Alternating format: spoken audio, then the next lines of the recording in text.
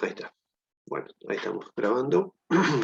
El ejercicio 5 que les había dejado para practicar de for, while y do while. El 5 era, vamos acá al enunciado, tienen que ingresar datos de n socios de un club. El n sería un dato variable, pero no implica que no lo podamos poner en el asta del for. Y ingresar el número de socios, la edad, el género, acá tendrían una variable de tipo char, tendrían estas 3 letras posibles, y el importe de la cuota. O sea, 1, 2, 3, 4 valores de entrada por cada socio, por cada uno de los n socios. Lo que pasa es que a medida que lo vamos cargando, o sea, con 4 prompts sería, hay que ir contando. Cantidad de mujeres y hombres por un lado, es la suma de estos dos, no nos va a dar la cantidad total de socios del club, porque hay 3 géneros. El promedio de edad de todos los socios, el total recaudado por el club en concepto de cuotas. Y validamos, para probar la validación, solamente el género. Antes de mirar el código, ¿cómo hacen para resolver estos 3 puntos? ¿Qué deberían ir usando? Vamos a usar un for, obviamente, de 1 a n, previa lectura del n. ¿Y qué tipo de variables usaríamos para poder responder estos 3 requerimientos que nos están pidiendo? 3 requerimientos de información, relacionándolo con lo de ingeniería en sistemas, lo de ingeniería de software. Digo. ¿Cómo saben la cantidad de mujeres y la cantidad de hombres? Para responder a esa pregunta, ¿no?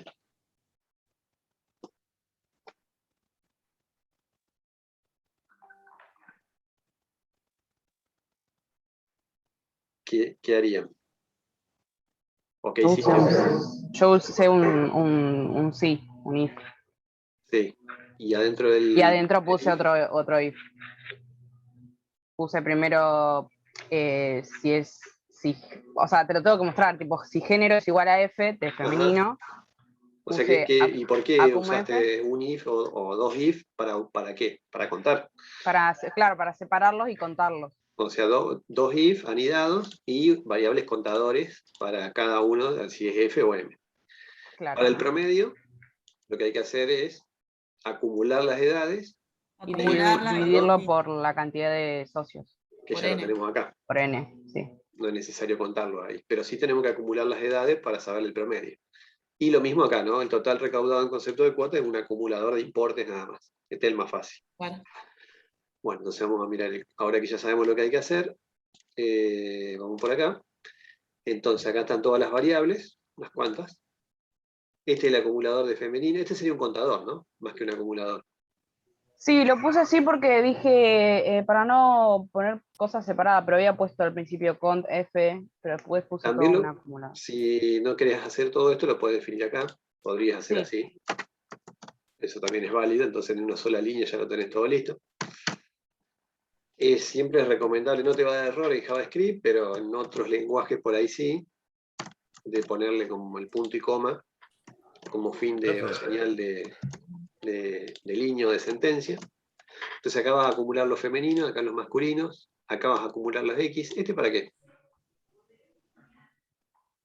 Para acumular la gente que no se siente identificado ni con femenino ni masculino. Ya sé, pero ¿para qué no porque lo vas acumulando, lo acumulás también. Por eso usé 2 if, si no hubiera usado solamente uno. Pero ¿y para qué lo necesitas identificar cuántos son los de género X? De acuerdo a las preguntas estas. Según las consignas, nada más hombre-mujer. Claro. No, pero ahí dice género FMX. No, acá el validar el ingreso. O sea, que no te pongan otra letra. Esa sería la validación. O sea, asegurarnos de que cuando carga un dato, por ahora como lo estamos haciendo con una carga con un prompt, después sí podríamos usar, cuando hagamos un formulario en HTML, un botón de alternar. Entonces que pongamos que solamente elija esos radio bottom entre alguno de los 3 géneros posibles y ahí el mismo HTML lo valida. Pero ahora como entendí mal la consigna. Entendí mal la consigna. Pensé que también X querían ponerlo. Pero no es necesario, de hecho, sabiendo estos dos y sabiendo N, por eso se puede sacar por diferencia también, en el caso de que lo necesitemos. Sí. Siempre que esté validado, ¿no? Y acá es el acumulador de edades, el acumulador de importe, ¿y este? Ese, ya te digo, De hecho, mira, yo era... le hago doble clic y no aparece marcado. Eso significa que No, no lo lo está puse creo usando. que extra. Creo que había puesto ese primero y después puse Acum Importe porque era con imp. Claro, Entonces me sobró ese. entonces lo Perdón. vamos a ir sacando. Lo vamos a sacar, lo que en principio no se estaría usando.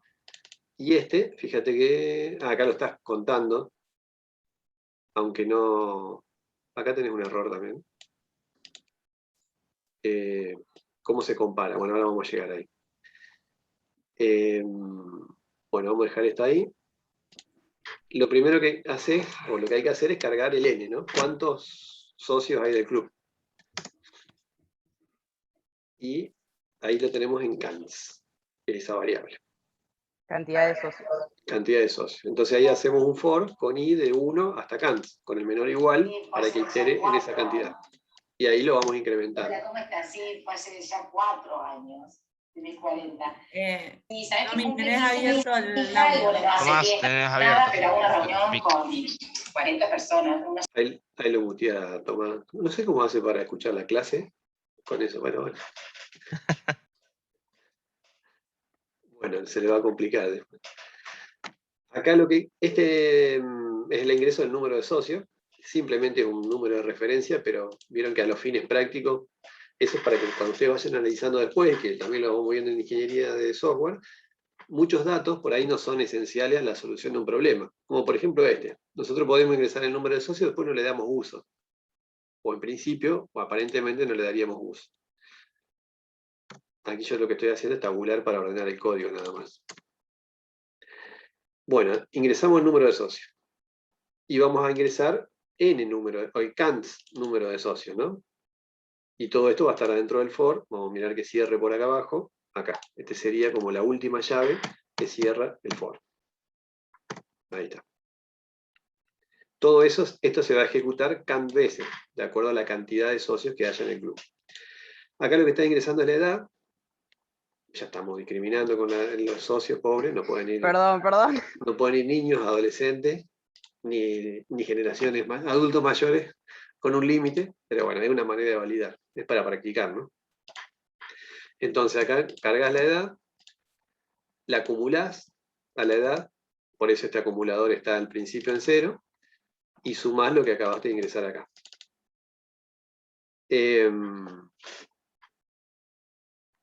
Acá cuando ustedes hacen una validación de ingreso, no les conviene hacer esto, porque si no, cada vez que ingresan una edad errónea, 101 por ejemplo, el acumulador lo va a ir acumulando, aun cuando esté mal. Entonces no es, digamos, esto no sería correcto, ir acumulando datos que están mal. La validación, en este caso si quisieses validar la edad, está bien que lo hagas, pero solamente acumulamos la edad para una edad correcta de ese socio. Entonces, ¿dónde tendrían que O sea, colocarlo? lo tendríamos que poner abajo, Exactamente. fuera Esto, del... una vez que lo validamos, ahí sí lo acumulamos. Mientras tanto, vamos pidiéndole si insiste en cargar edades negativas, 0, menores de edad o mayores de 100 años. Si se equivoca, se lo volvemos a pedir. Ese es el while ¿no? Mientras la edad sea menor a 18 o mayor a 100, pero quiere decir que está mal. Por lo tanto, se lo voy a volver a pedir. Pero recién acumulo cuando está bien, no con las edades anteriores. Y ahí acumulo la edad del primer socio, por ejemplo, cuando el I vale 1. Después ingresan el importe de la cuota, ahí no hay validación y después lo acumulas. Ahí estamos con el mismo concepto del acumulador y ese arranca en 0 y por un lado acumulamos edades y por otro lado importes. Hasta ahí venimos bien, más allá de estas variables que no se usan. Después ingresar el género, y acá sí es la idea lo que sería como esto, ¿no? Validarlo significa que este género que le estamos pidiendo solamente tome, como les decía, lo podemos hacer después en HTML, lo vamos a hacer, pero siempre que viene como un dato ingresado en una caja de texto, una manera de validarlo es esto, ¿no? Que el género se lo volvemos a pedir en el caso de que esté mal. ¿Cuándo estaría mal? Cuando sea X. ¿Cuándo? Cuando sea X en este caso. No. Cuando Porque no aquí sea es un ni género, F, un ni M, género ni válido. X sería. Puede ser F, Cuando no puede sea ser ninguna M, de esas letras. cuando no sea ninguna de las tres. O sea que lo que hay acá adentro, que está dentro de la variable gen, Distinto a... ¿qué estaría mal? ¿Cuándo estaría mal entonces? Está distinto. Sea distinto, ¿no? Entonces el distinto, acuérdense que es así. Si es distinto de, lo pueden poner con comillas simples o dobles, vamos a suponer, esto se podría pasar todo a minúscula o mayúscula, para después tomar tanto F en minúscula como mayúscula, lo vamos a trabajar todo con minúscula ahora por simplicidad, para ver estamos viendo las estructuras de control más que nada. Entonces, si llega a ser distinto de F, ¿y qué más tiene que pasar? Que sea distinto de M y de X. Y en este caso tienen que usar el I, porque tiene que ser distinto Claro. de los tres. Porque si yo le pongo el O, puede ser distinto de F, o distinto de M, y entonces van a empezar a ser verdaderos. Entonces yo me tengo que asegurar de que sea distinto de los tres. Vamos a copiar acá. Y copiamos acá. Entonces, si es distinto de F, de M y de X, o sea, yo cargué una A, por ejemplo, o dos Fs, yo estoy esperando solamente una letra y quiero que me ingrese la letra nada más, esto me va a dar verdadero, porque está mal, y se lo vuelvo a pedir.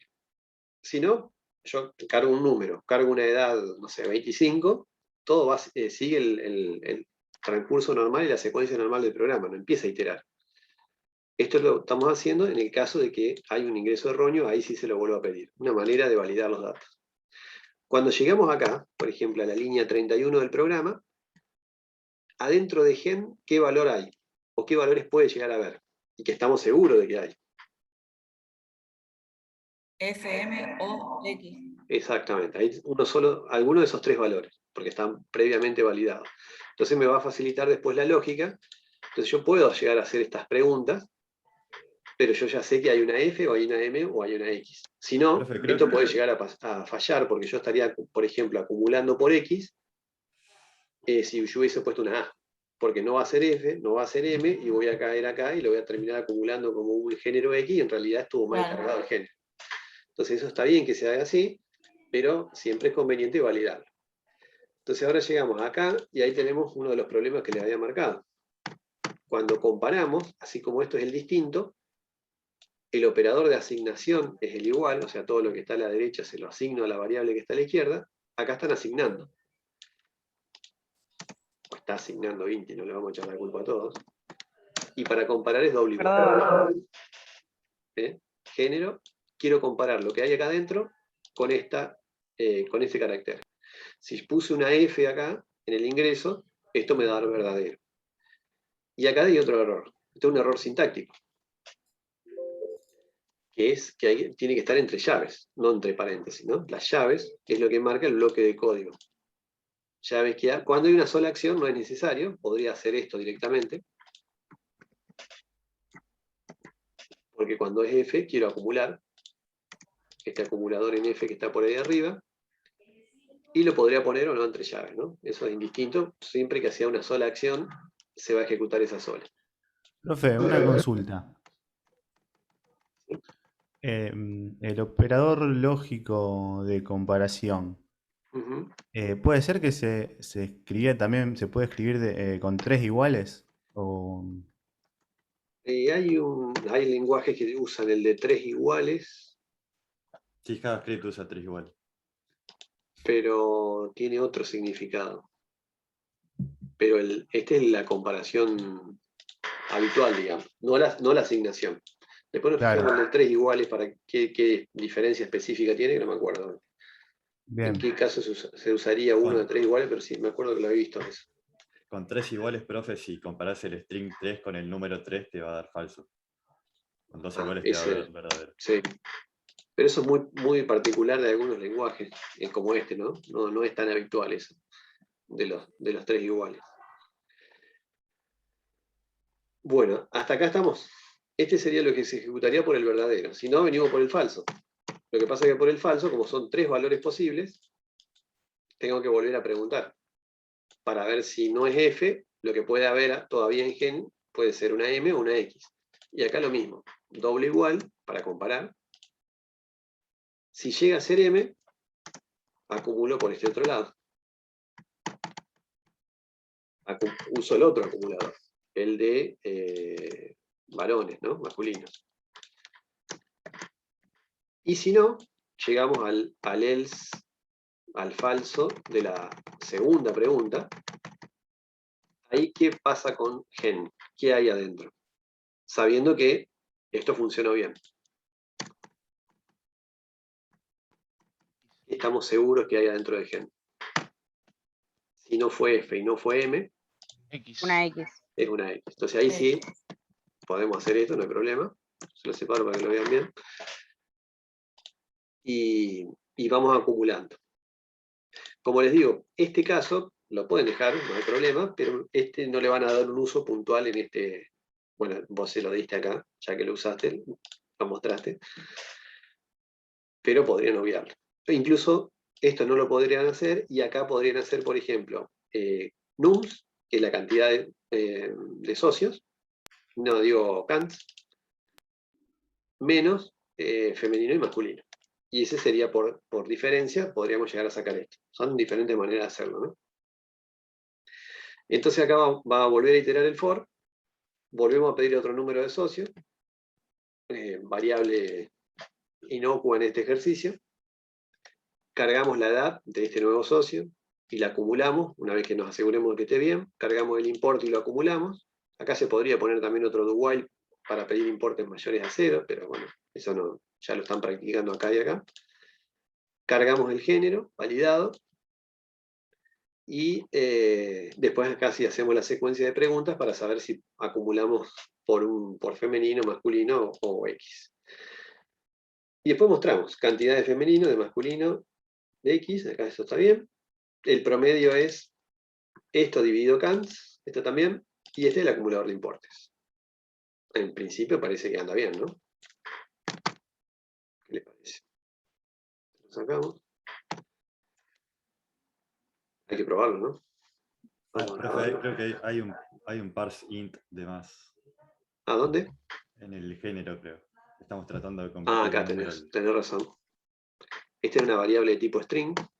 Esto también puede pasar, ¿no? Cuando uno va copiando y pegando.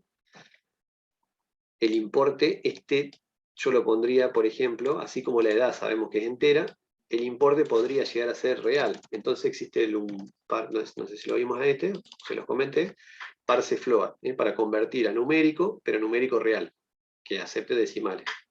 Entonces acá ponemos el importe de la cuota, por ejemplo. La cuota está en 750,25. Todo esto lo va a asignar a esta variable importe y va a ser el número, 750,25. Si le ponemos parse int, por más que carguemos esto lo va a desechar y nos va a asignar solamente la parte entera. Por eso por ahí podrían usar en el caso de precios, de importes, el parse con la F mayúscula. En caso de edad está bien, y este número de socio lo pueden dejar sin nada, por ejemplo, porque es un número, un código, lo que sea. No vamos a hacer operaciones aritméticas sobre esto. Sí sobre la edad, porque necesitamos acumular, y el importe también. Y en el género, ahí sí tenías razón, porque ahí sí lo pasábamos a entero, ahí vamos a tener problemas. Bueno, y aparentemente el resto está. Vamos a probarlo. Que hicimos unos cuantos ajustes, ¿eh? ¿Qué nota le podemos poner? Nadie se la quiere jugar, ¿eh? Poner un 4. El anonimato de la virtualidad. Eso habría que ver si esto es posible en la presencialidad. Bueno, no me acuerdo dónde acá está. A ver. Bueno, si aparece esto es porque errores sintácticos no hay. Vamos a ver la lógica. Vamos a cargar 3 socios. O bueno, 4. ¿Qué dice acá? Cantidad de socios. Vamos a ir corrigiendo a medida que lo ingrese cantidad de socios del club. Y 4 socios. El número de socios, bueno, esto no importa.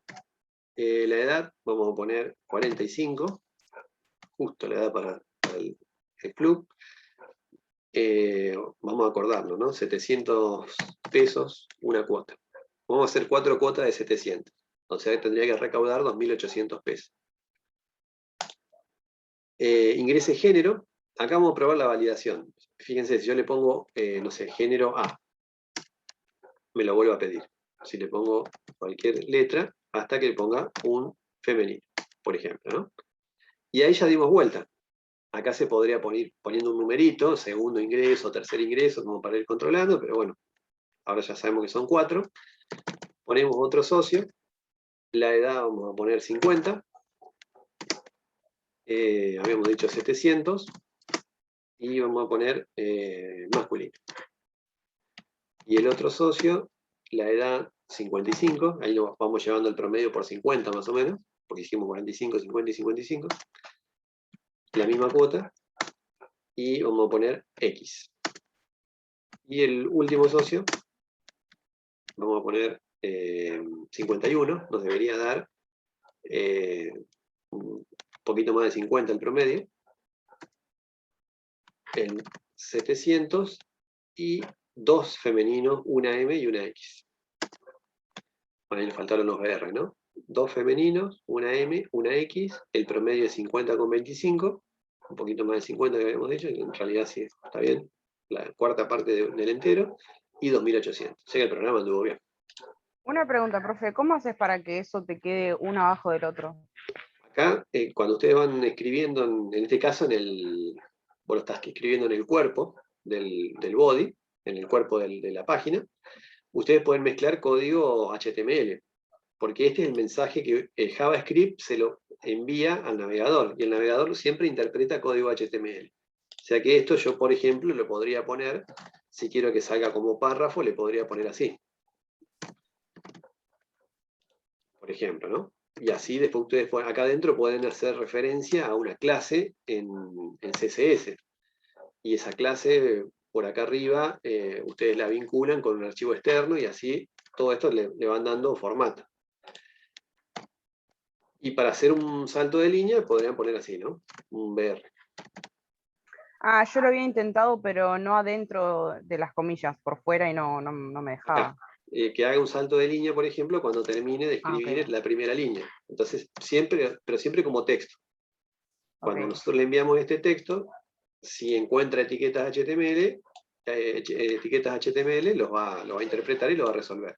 En este caso yo diría, le quiero decir que después de demostrar esa cantidad, haga un salto de línea. Siempre adentro de la línea esa, digamos. Dentro de los paréntesis o adentro de las comillas. No antes del punto y coma, por ejemplo, para ir separando todo. No, porque acá no, acá terminó ya el Claro, document entonces ya write. no haría Lo el que está ver. entre paréntesis es lo que se va a mostrar, lo que va a escribir en el documento actual, que sería el cuerpo, ¿no? Genial. Y yo acá, esto normalmente, acá andan las comas, si usan un alert pueden tener problema, entonces por ahí el que siempre les va a funcionar es el signo más, que es el que va a ir concatenando las partes que quiero escribir. Esto que sería texto con contenido de etiquetas HTML, esta es la variable, y acá el otro texto que en realidad es una etiqueta HTML que yo le podría poner el salto de línea. Y como vimos, o ustedes ya vieron en HTML, sería conveniente cerrarlo. Bueno, vamos a probar así. Le vamos a poner solo un socio para que vean el efecto, para ver si funciona. En el ejemplo anterior viene un club de gente grande, era, ¿no? Se iban a aburrir ustedes, iban a ese club. Porte de la cuota. Bueno, y ahí nadie dijo nada, ¿no? Ahí sí no se animaron a decir nada. Bueno, ahí puso, este salto lo hace el párrafo. O sea que ese se lo vamos a sacar. Y Perdón, este es el salto de línea. ese espacio, el del BR, Sí. ¿no se puede poner afuera? ¿De qué es lo que queremos separar ahí? que la segunda línea El aparezca abajo. próximo. Claro. Claro, ¿y no lo puedo poner afuera? ¿A dónde? Afuera de los paréntesis. Acá. Claro. Y no, porque esto no es código HTML. Esto es código JavaScript. Ah, iba todo ahí. El Ok. JavaScript tiene que resolver y solamente Antes de le cerrar. termina enviando como resultado de esta etiqueta, de este grupo, Ujú. lo que aparece acá. Y el contenido de lo que yo quiero escribir. Claro. Entonces, si yo se lo pongo por acá, van a ver que no vamos a tener suerte. Ok. Pero bueno, no hay más que probar. Bueno, directamente me da error. Entonces sí, lo tienen que poner acá adentro, como parte de lo que yo quiero escribir en el body. Todo esto es lo que voy a escribir en una línea del cuerpo. Aunque en el medio uso justamente lo que estamos viendo del lenguaje, que es el resultado de las variables, producto de todo el cálculo previo. Bueno, vamos a probar así. Ya lo vamos a copiar acá directamente.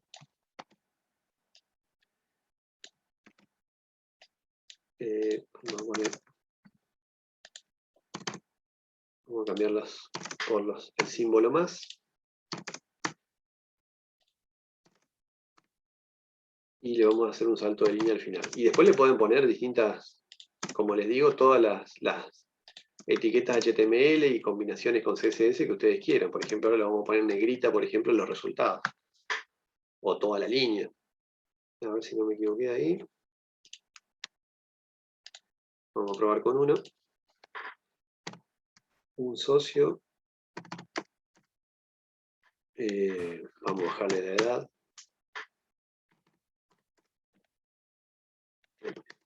Bueno, ahí es donde empezó a ejecutarse el BR por acá y hace los saltos de línea. Si yo esto, por ejemplo, el resultado lo quisiese poner en negrita, tengo que buscar la manera de que esto esté rodeado, se abre acá, por ejemplo, una etiqueta B, ¿no? Para hacer algo así medio sencillo y rápido. Y después lo cierro acá. Entonces ahí le estoy diciendo que es como que yo le estaría pasando al intérprete, al navegador, le estaría pasando, va a escribir esto, le estaría transmitiendo cantidad de F, 2 puntos, lo que viene acá lo va a poner entre negrita, o sea, va a hacer esto así, le va a transmitir esto, le va a poner al lado el contador de femenino, por ejemplo, el número 1, y después le va a poner esto. Esta sería la línea que le estaría yo mandando al navegador, y como sabe, lo único que interpreta el navegador siempre es código HTML, va a saber poner esto con el texto común. Yo le podría poner acá, por ejemplo, H1, H2, H3, si quisiese resaltarlo más. Este 1 me lo debería poner en negrita y después hacer un salto de línea. Pero eso es lo que yo le estaría transmitiendo como resultado de la escritura de lo que yo le estoy escribiendo adentro del document write como parámetros.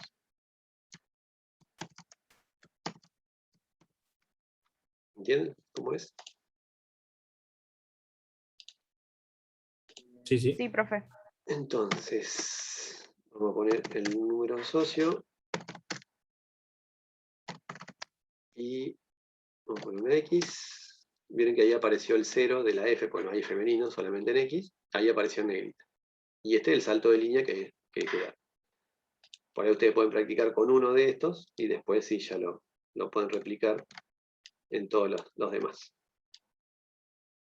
Y también, como también les digo, pueden poner acá en estas etiquetas una P, una H o lo que sea, y la referencia por clase o por ID de un CSS. Y le van dando más formato todavía.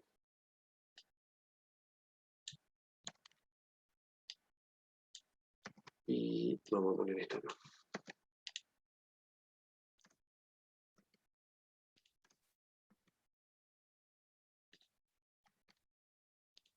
Y ahí estamos. Bueno, vamos a hacer la última prueba. Y ya queda el ejercicio listo. Entonces vamos a poner 3 socios.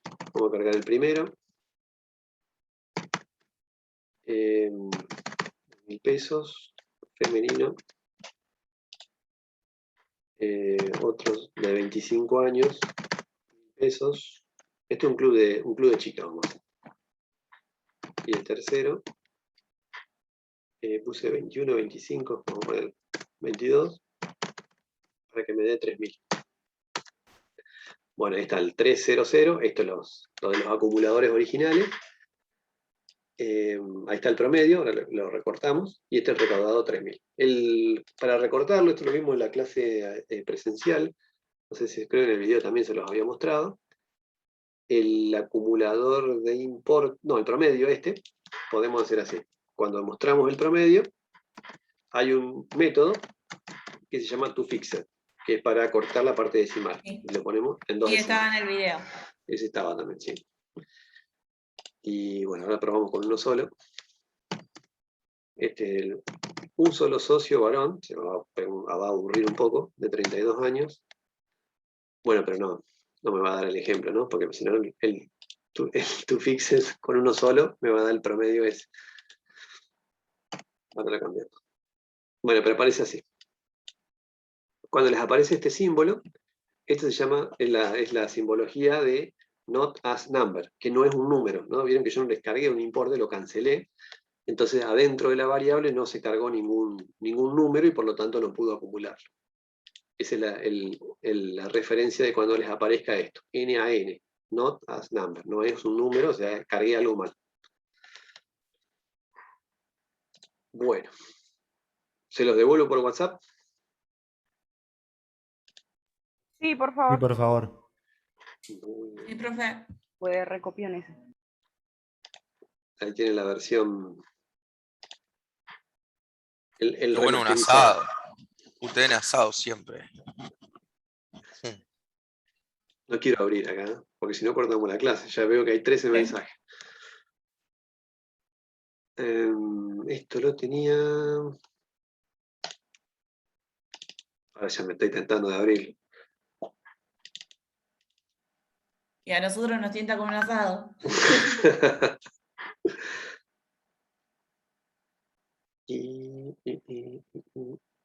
Me parece que lo tenía por acá. Bueno, ya me acordé.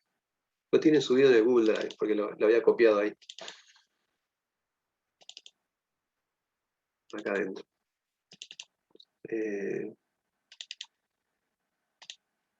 Ahí se lo transmito. Listo. Después se los acomodo en todo lo que vamos haciendo, también se lo voy subiendo en el Google Drive.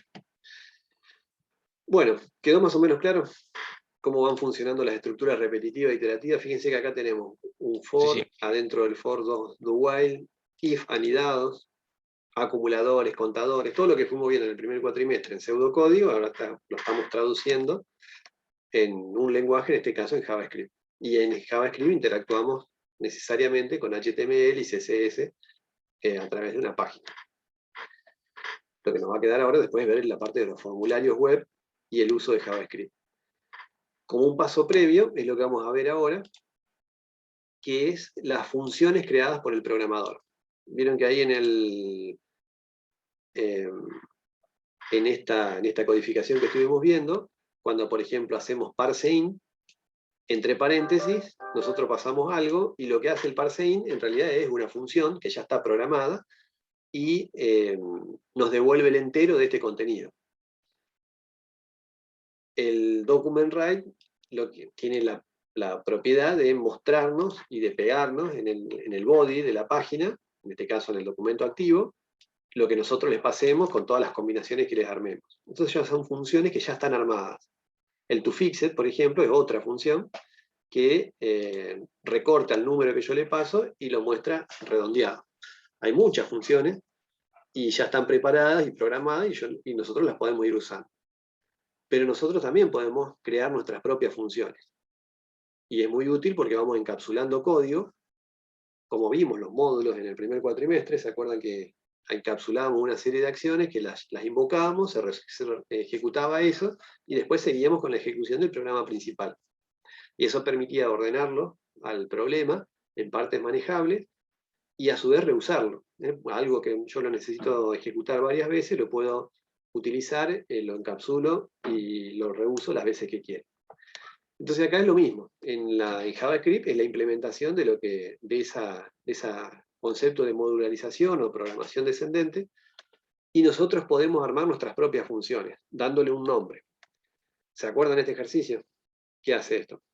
Bueno, es fácil deducir, ¿no? Esto ya lo habíamos hecho al principio, cuando habíamos visto lo del si o el if. Para ver Sí, si devuelve los pares. O impar. Un poquito más elaborado el programa. A ver, ¿qué hace? No solamente, no devuelve los pares.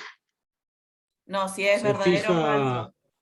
Se fija el tema de si tiene resto o no. O sea, si la división Ah, lo de... del resto. Ah, claro, si el resto es. Claro. Sí, ya Porque- sé, pero ¿qué hace el programa? No, el Básicamente, programa se fija, sí, que sea par o impar, si fijándose. es par o impar. En base al resto. Me pide un número y me dice si es par o impar. Eso es lo que hace el programa. Para eso Claro, todo lo que tenemos que está en recurrir resto 2. a el operador se llama módulo, que me da el resto de la división entera. Entonces yo cargo un número, vieron que acá en el momento de definir la variable puedo hacer esto también. Si no podría, nosotros a veces hacemos así, y declaramos la variable, y después de la declaración cargamos el número, y habría que pasarlo entero, ¿no? Así. Pero también todo esto lo podemos hacer en el momento de la declaración de la variable. Son todas posibilidades casi infinitas que nos dan estos lenguajes, de que son muy flexibles de ir haciendo todas estas cuestiones. ¿Por qué? Porque todo lo que está acá a la derecha, que es la carga y el pasaje entero de un ingreso de datos, se lo va a pasar a lo que está a la izquierda, que es una variable que acabo de definir y ya pasa a ser entera y toma el valor del prompt. Todo eso en la misma línea. Por ahí no es muy conveniente hacer eso porque algunos por ahí lo quieren hacer más separado, más en pasos. Después hacemos el if, ¿no? Hacemos la pregunta esta, si el número, el módulo de dividirlo por 2, o sea, el resto de la división entera de lo que yo cargué acá, dividido 2, supongamos que acá cargué un 11, lo divide por 2, le da 5, la división entera, el cociente, y el resto es 1. Si cargué 12, me da 6 y el resto es 0. Si llega a ser 0 el resto, de dividir un número por 2, cualquier número, sé que es par. Entonces ahí muestro que es par, y si no, que es impar. Bueno, si quieren vamos a probarlo esto así rápidamente, pero eso era lo que hacía el programa. Entonces si ponemos el número 11 me va a decir que es impar, y si ponemos, no sé, el número 50, me dice que es par.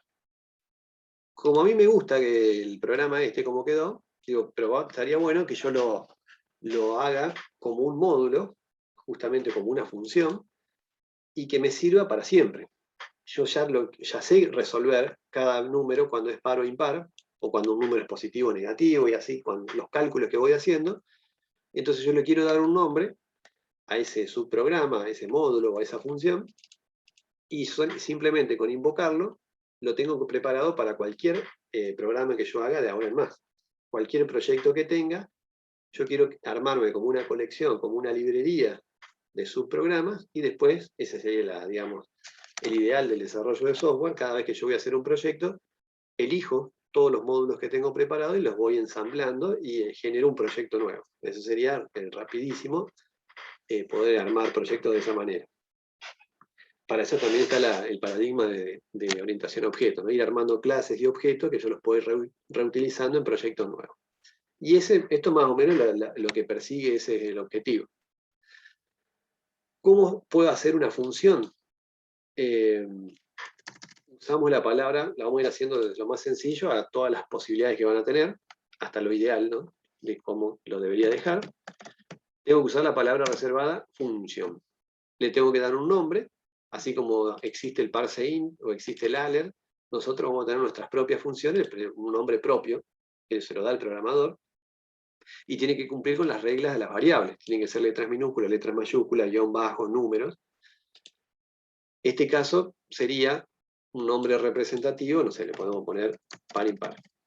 Yo sé que esa función que estoy haciendo, que lleva unos paréntesis, por ahora no le pasamos nada. Acá viene ¿se acuerdan que habíamos visto también en pseudocódigo el intercambio de parámetros? Por ahora no le vamos a poner nada, y va entre llaves. Como cualquier bloque de código, en este caso es JavaScript. Todo lo que se haga acá adentro se va a ejecutar en la función par impar. Entonces podemos hacer algo así medio grosero, y decir, bueno, la función hace todo este programa, porque ya sé que funciona y que me había gustado. Y acá le podemos sacar la llave porque es bastante sencillo lo que hace. Y cuando termine la función, justamente me va a dar el mensaje si es par o impar. Ahora, ¿cómo hago para...? Esto no se va a ejecutar solo. Por ejemplo, vamos a grabar así como está. Sacamos todos estos espacios. Si lo dejo como función y lo grabo, vamos al navegador y... es este, ¿no? Sí. Y lo actualizamos, no hace nada. ¿Por qué no hace nada? Y porque yo la tengo que invocar. Ahora está dentro de un módulo. Es como si yo quiero usar cualquier función, toFixit, por ejemplo, y no lo llamo, no lo invoco, no se ejecuta por sí solo. Entonces, como mínimo, acá lo vamos a llamar. Si yo hago así, par impar, el navegador, el intérprete de estos tipos de lenguaje, empieza... Acá me quedaron 2 HTML. No hay error.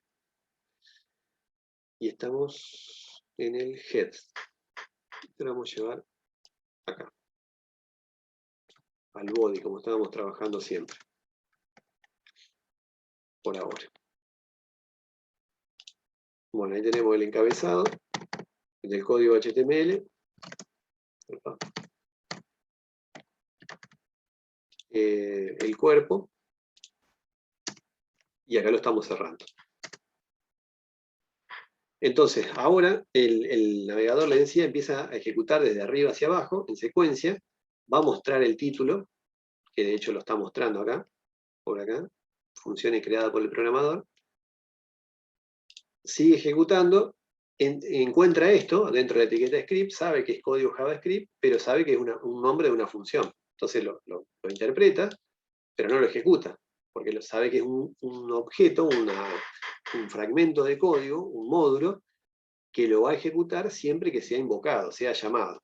Entonces sigue para abajo, y acá ocurre la invocación. Yo estoy ejecutando esto.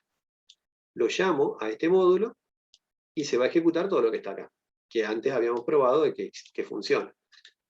Entonces, ahora que yo lo estoy invocando, debería llegar a esta línea, y esta es la llamada justamente a la función para que se ejecute el programa que teníamos armado hasta el momento. Vamos a ver. Y ahí sí, este prompt que está acá es el que está dentro de la función. Y ese es el cambio respecto del ejemplo que hicimos recién. Entonces yo le pongo, no sé, el número 150, me va a decir que es par, y el 11 es impar. Esa es una manera de usar las funciones. ¿Hasta ahí me fueron siguiendo?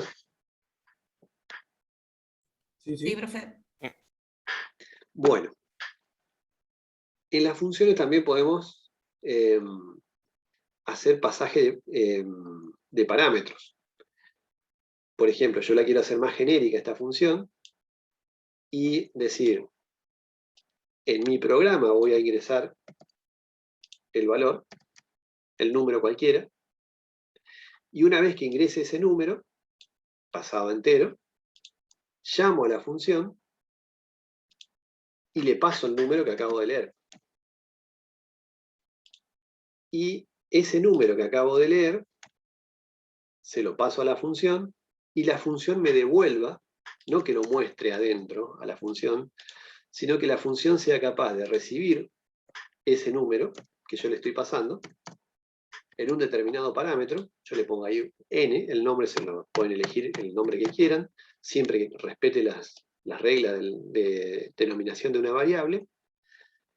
Y acá está ocurriendo lo que habíamos visto como el pasaje de parámetros por valor. O sea, el contenido de la variable número, que está en este script, está cargada en la variable número, y yo llamo a la función y le paso ese número leído, porque yo quiero saber si ese número es par o impar. Le estoy pasando entre paréntesis, a diferencia del caso anterior, este parámetro. Si hay un parámetro de este lado, de este otro lado lo tengo que recibir, con una variable de tipo parámetro. Y una vez que lo reciba, acá adentro yo tengo que trabajar no con número, sino con la n. Porque esta función la quiero hacer genérica, y después incluso la vamos a llevar a un archivo externo, y que sirva para cualquier programa, que yo me conecte a esta función, previo linkeo acá de un archivo externo, le paso esta variable y la función, esta me va a devolver si es par o impar. Entonces, acá lo vamos a hacer genéricamente, que la recibamos con un n. Si n módulo 2 es 0, acá no corre más el alert. Sino yo quiero que la función, en este nombre, cuando yo la invoque, me devuelva el texto par o el texto impar. Por lo tanto, si me lo devuelve, para no perderlo, ¿qué debería hacer con esta función cuando me viene el resultado devuelto? Acá, en esta parte del programa. Y yo sé que esta función me devuelve par o impar. Si lo dejo así, pierdo lo que me viene. ¿Qué podrían hacer ustedes?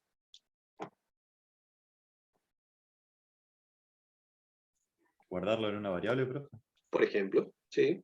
Por ejemplo, vamos a poner la variable res, que es el resultado. Y una vez que lo guardo en esa variable, ¿qué hacemos? Ya tenemos dos variables, ¿no? Número y res.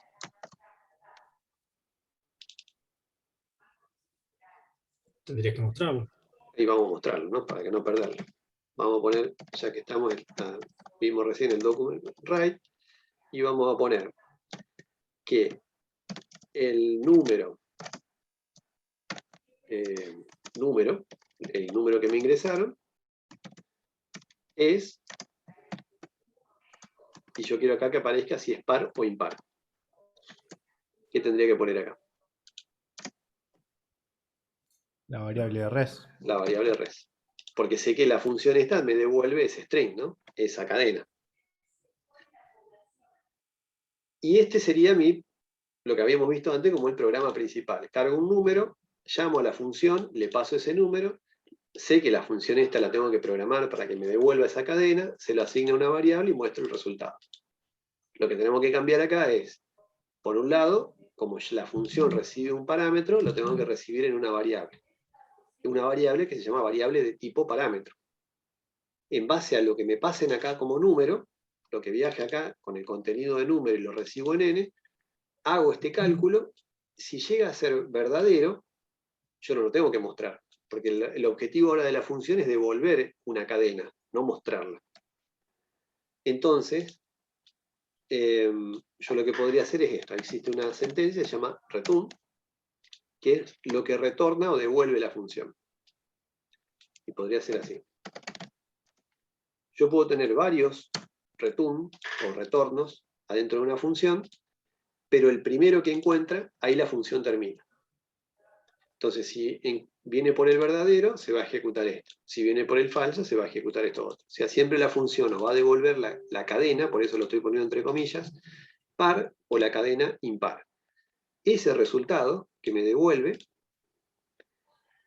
va a venir acá, en el nombre de la función. Entonces yo se lo asigno a una variable y la variable la muestro. Ahora vamos a ver distintas combinaciones que también son válidas. ¿Hasta acá? ¿Se entendió? Sí. O sea que esto que está acá, esta función, no se va a ejecutar hasta tanto no llegue la línea 19, la invocación. Cuando yo la invoque, ahí sí viene y se ejecuta. Si no, no. Vamos a probar. Vamos a poner el número, no sé, 25, por ejemplo. Ahí estamos, acá, en este prompt. A continuación, llamamos a la función. Pero la función es como que se ejecuta y devuelve, pero nosotros no nos vamos a dar cuenta. Después nos vamos a dar cuenta cuando mostremos el resultado final. Entonces le vamos a dar a aceptar y no anduvo. Ahí algo pasó. Par impar. Par impar. A ver si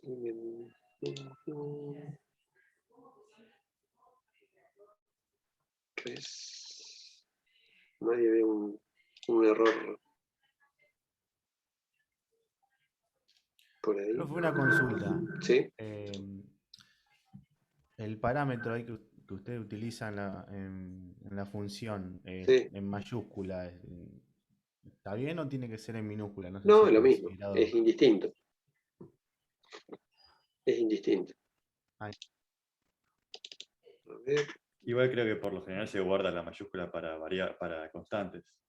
Sí, es como sea, no estándar creo que haga las diferencia en el constantes programa, para las mayúsculas para las constantes y las minúsculas para variables. Yo acá se los puse en mayúscula para distinguir este es el parámetro de llamada y este es el otro es el de recepción. Vamos a documentar así.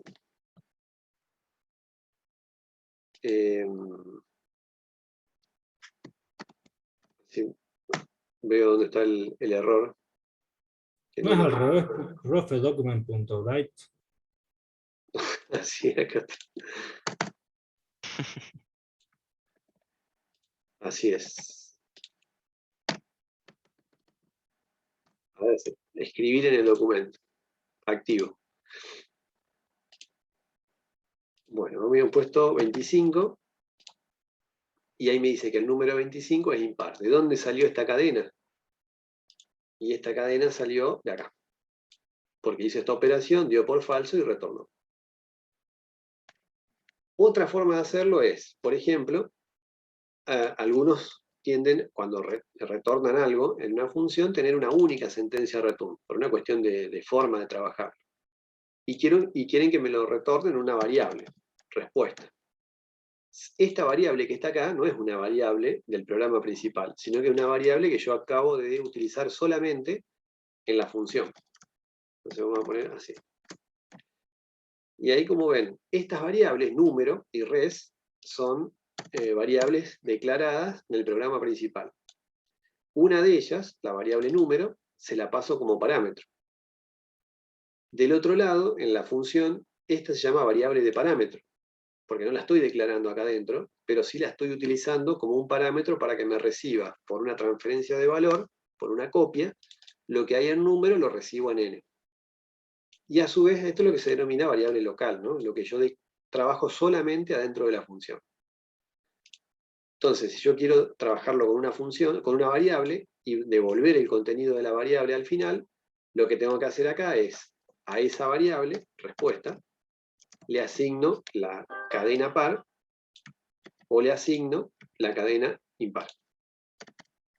Son dos maneras diferentes, ¿no? Pongo los return directamente acá, y si no, voy trabajando con una variable y cuando termine el programa, retorno el contenido de la variable. El funcionamiento tiene que ser el mismo, ¿no? Vamos a probarlo. Y ahora vamos a poner el número, no sé, 56, y ahí me dice que es par.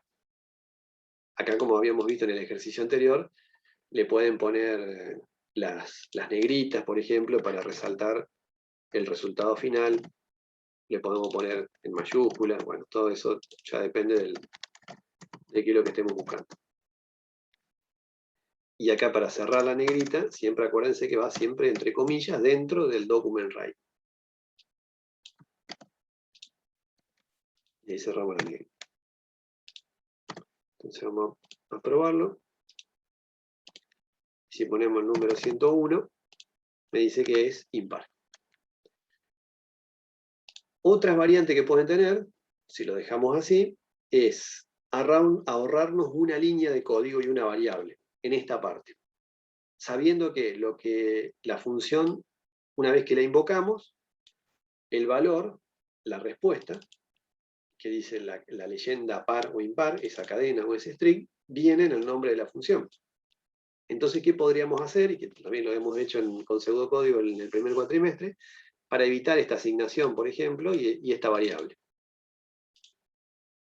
¿Qué se les ocurre?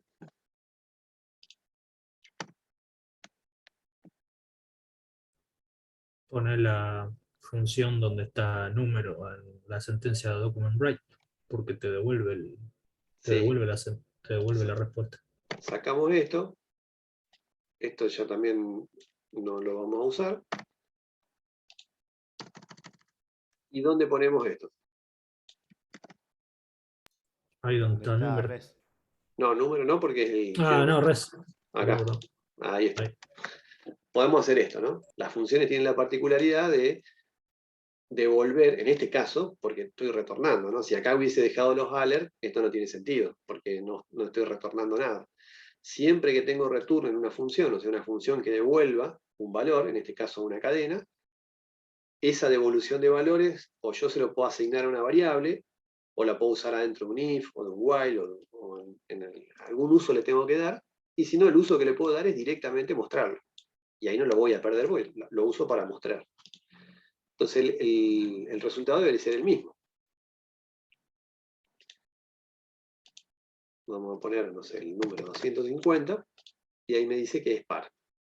Y esa cadena par apareció producto de la invocación a la función, llamo a la función, se ejecuta, me devuelve la respuesta, y esa es la que aparece acá. Pero de esta manera yo ya, sabiendo que tengo esta función armada, la puedo llamar desde cualquier programa que quiera hacer, y la puedo ir invocando. Todavía no, porque acá la estamos teniendo, como ven, adentro del mismo HTML.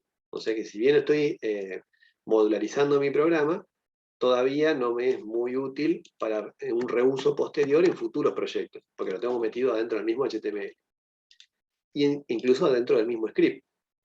Una función también, ustedes pueden hacer esto.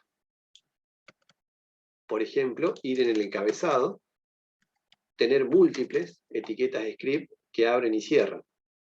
Entonces pueden tener en el encabezado una serie de funciones, incluso una debajo de otra. Acá pueden tener otra función, y así todas las que quieran. Por ejemplo, no sé, acá positivo, negativo, todas las que vayan armando, siempre que empiecen y terminen con llaves y tengan un nombre específico y que después las pueda invocar. En este caso tenemos una sola, pero lo pueden tener en el head, siempre también dentro de etiquetas de script, porque es código JavaScript. Tenemos el nombre de la función, con una recepción de un parámetro genérico, y sabemos que nos devuelve esta cadena dependiendo del número que yo le pase. Esto ahora ya no es necesario, y dentro del body nosotros tenemos esta etiqueta script, donde hacemos la ejecución no se va a ejecutar cuando ejecutemos el HTML, sino que cuando lo invoquemos a la función dentro de alguna línea o alguna sentencia en JavaScript. Entonces acá declaramos la variable número, ingresamos el número, lo pasamos a entero, y queremos ver si ese número es par o impar. Y como nos acordamos de que ya tenemos una función hecha, y la tenemos acá, lo único que hacemos es llamarla, y le pasamos el número como parámetro, y eso nos va a devolver la leyenda. Y acá la diferencia con el caso anterior es que lo tenemos en etiquetas script separadas. Bueno, ahora vamos a probar esto. Y el resultado debería ser el mismo, ¿no? Si ponemos, no sé, 301, me dice que es impar. Y la va encontrando. No necesariamente adentro de la misma etiqueta script, sino la pueden tener en otras etiquetas script dentro del mismo HTML. Y hasta ahí, ¿cómo venimos? ¿Bien? Sí. ¿Cuál sería, o qué sería lo ideal para poder usarlo desde cualquier HTML? Como cuando ustedes trabajaban con CSS, por ejemplo.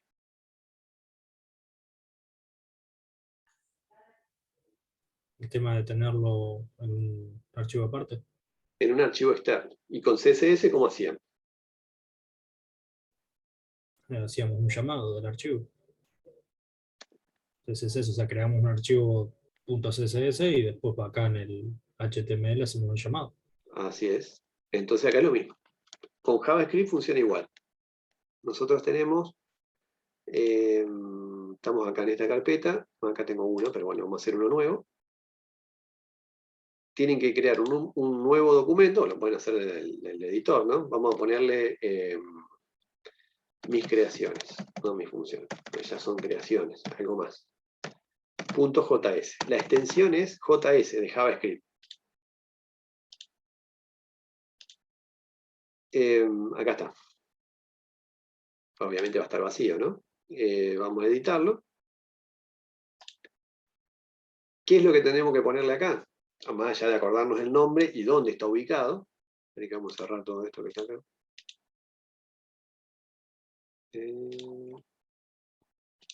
Estamos acá.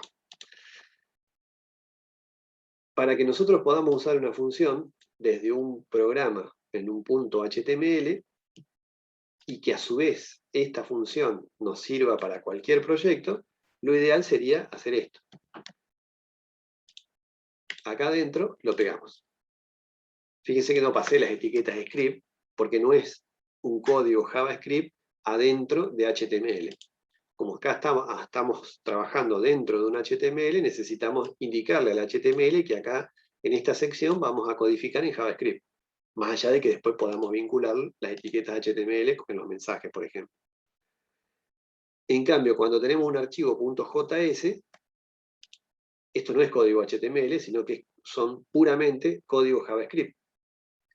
Y entonces acá sí, ustedes pueden ir armando una colección de funciones, todas las que quieran, con estas estructuras, por supuesto con nombres distintos y con funcionalidad u objetivos distintos, y las pueden invocar desde los HTML las veces que quieran. Acá tenemos una sola, para ser modestos por ahora. Lo que tenemos que hacer es, si nosotros, por ejemplo, ejecutamos ahora este HTML, va a venir, va a buscar esta función y no la va a encontrar acá. Y no sabe dónde ir a buscarla. Por lo tanto, no vamos a tener suerte en esta ejecución. Vamos a poner el número 100 y no me va a aparecer nada. ¿Por qué no me aparece nada? Porque esta función no existe acá. Lo que tenemos que hacer es vincularlas. Para vincularlas, dejé justo estas etiquetas de script que abren y cierran. Y adentro como propiedad, lo que ustedes ya conocen como la propiedad src, si mal no recuerdo, y acá va el nombre. Mis creaciones, le pusimos así. Mis creaciones se tiene que llamar exactamente igual, .js. Si a esto lo vamos poniendo en carpetas o en subcarpetas, tenemos que ir indicándole acá el path para que lo vaya a buscar. Antes se ponían acá que esto es de tipo JavaScript, pero ahora me parece que ya lo va a reconocer. Ahora probamos. Haciendo esto estamos vinculando este HTML con este JS. Por lo tanto, esta función, si no la encuentra acá, en ninguna etiqueta de script que abre y cierra, la va a venir a buscar acá. Podemos tener también múltiples llamadas. Podemos tener mis creaciones 2, mis creaciones 3, y nosotros vamos armando toda una colección de archivos JS, y cada uno de esos JS con múltiples funciones, y de esa manera nos queda disponible todos esos módulos para usarlos cuando nosotros querramos. Por ahora tenemos uno solo. Vamos a probar a ver si funciona. Y estamos acá. No espero que lo tenemos abierto ahí.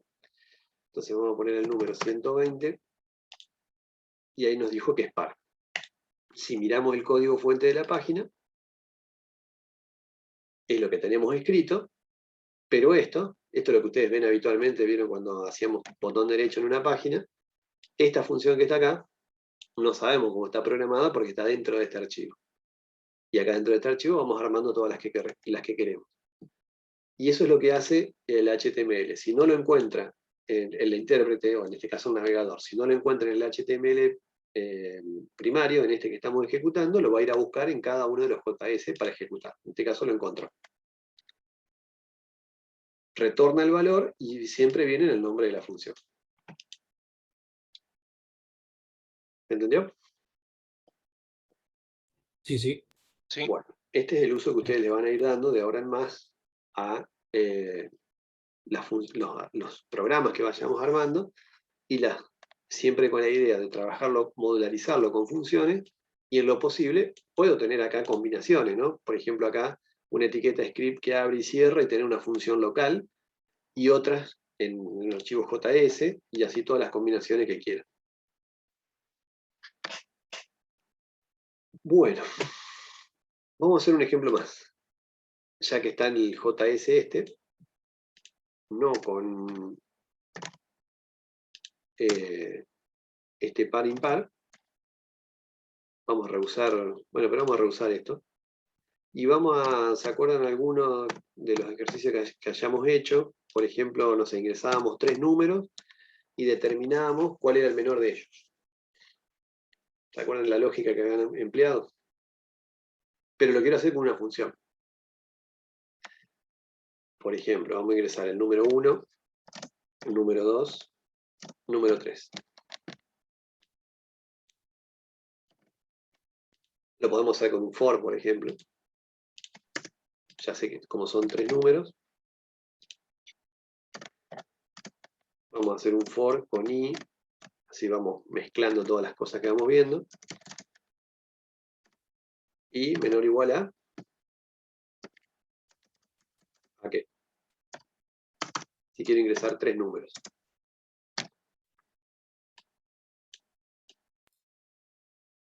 A 3 sería. No sé. A 3, ¿no? Y ahí vamos a cargar 3 números.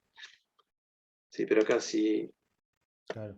le quiero pasar, no lo vamos a hacer con un for. Suspendida la estrategia. Porque le quiero pasar a la función esta. Vamos a hacer así. El menor entre los 3 números que yo cargue, N1, N2 y N3. Y la función, quiero que me lo determine la función. Es, vamos a ponerle menor de 3. ¿Sí? O sea, yo quiero cargar 3 números. Este ahí ya no, fue una idea que abortamos. Cargamos 3 números. Yo se lo quiero mandar a una función que después me quede para siempre, que recibiendo 3 números me dice cuál es el menor de los 3. ¿Estamos? Y se llama menor de 3 la función. Y entonces una vez que lo cargo, quiero que el menor entre N1, vamos a ponerlo acá, así, N2 y N3 es lo que me devuelva esta función. ¿Qué le tendría que pasar a la función? Como parámetros. Los 3 números.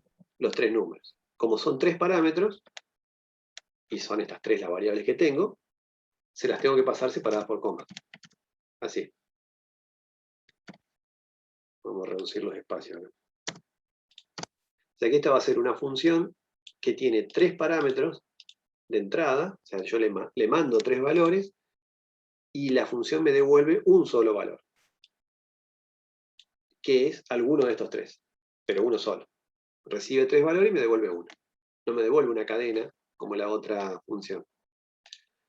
A ver si tengo mis creaciones acá. Esta función me devolvió una cadena.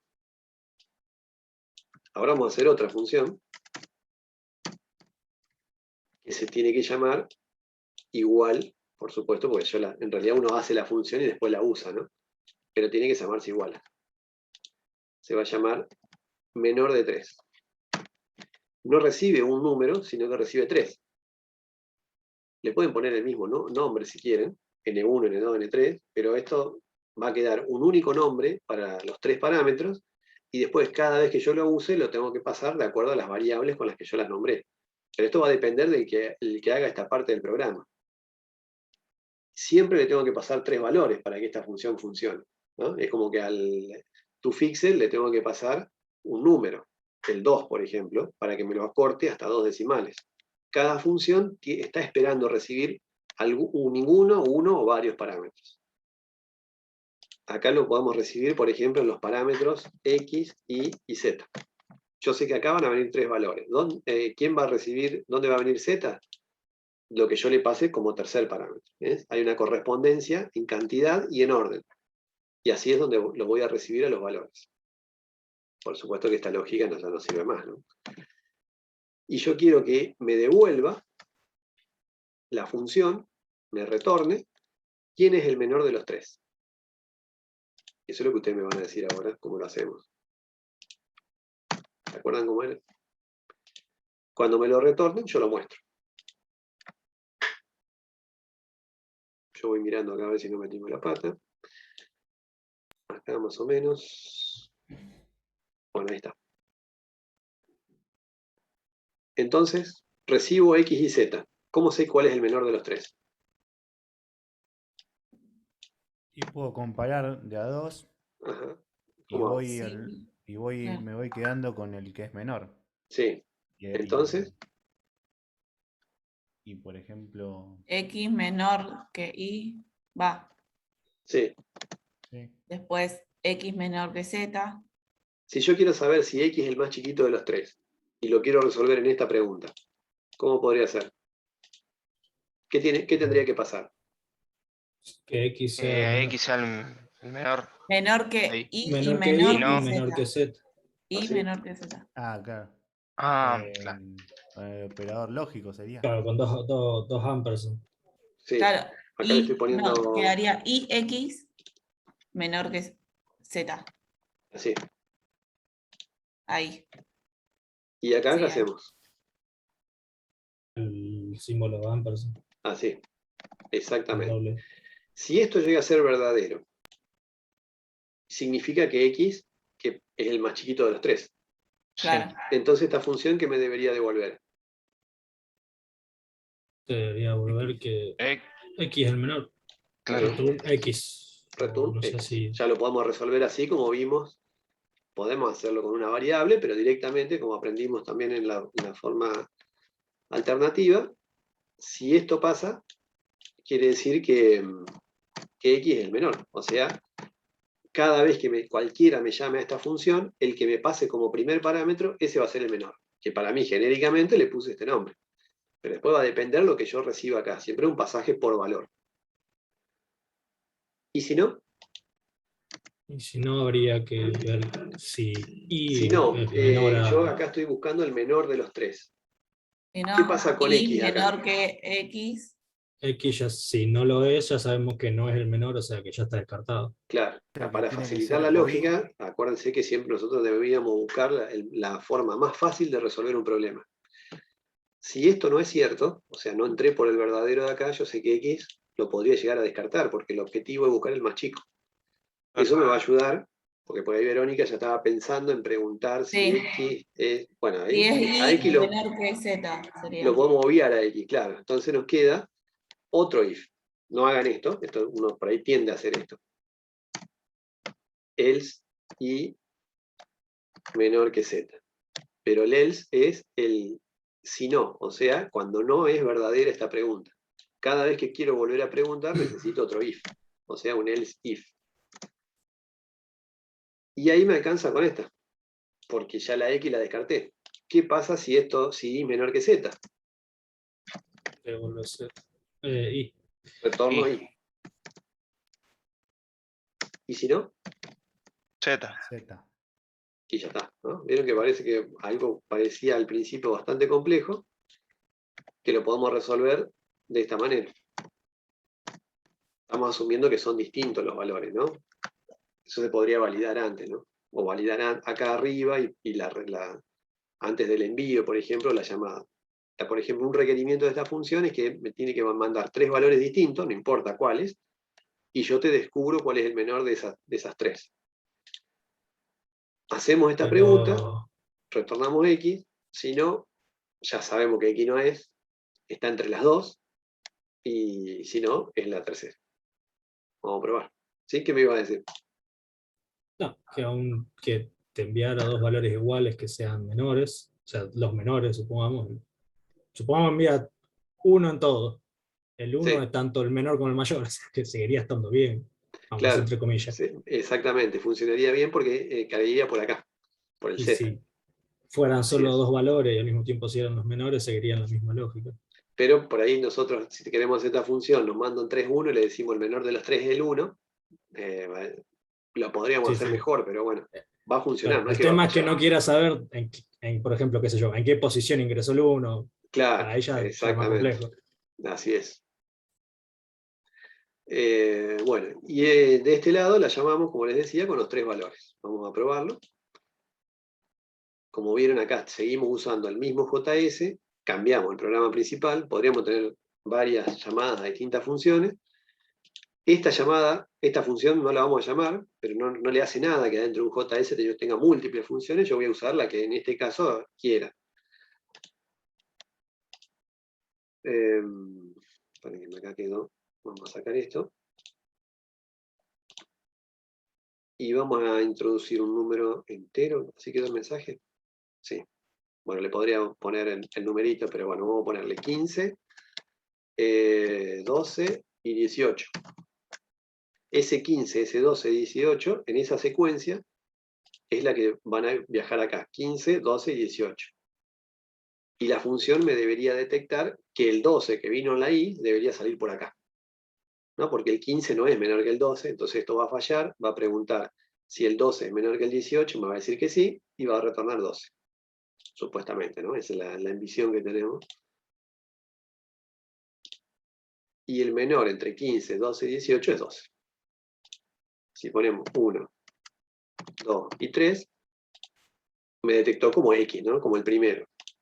Y después al revés, ¿no? 5, 3 y 2. Así probamos todas las combinaciones, me va a decir que es 2. El último, el Z. Y como habíamos dicho, ¿qué pasa si ponemos 3, 1? Me va a decir que es 1. Aunque la función en realidad sabemos que va a caer por el Z. Bueno, y así pueden armar todas las funciones que ustedes quieran. Cuanto más funciones tengamos hechas, va a ser mucho más productivo hacer un programa nuevo, porque vamos a tener funcionalidades encapsuladas y que va a ser fáciles de reusar. Pero al principio las tenemos que hacer. Bueno, ¿se entendió el concepto de cómo se llaman las funciones, el pasaje de parámetros, dónde las podemos usar a la función, en el mismo script, en otros scripts? Sí. La idea sería que lo tengan acá, en uno o varios archivos externos, y que las funciones puedan recibir uno o varios parámetros, siempre en correspondencia con cantidades y en el orden en que los reciben.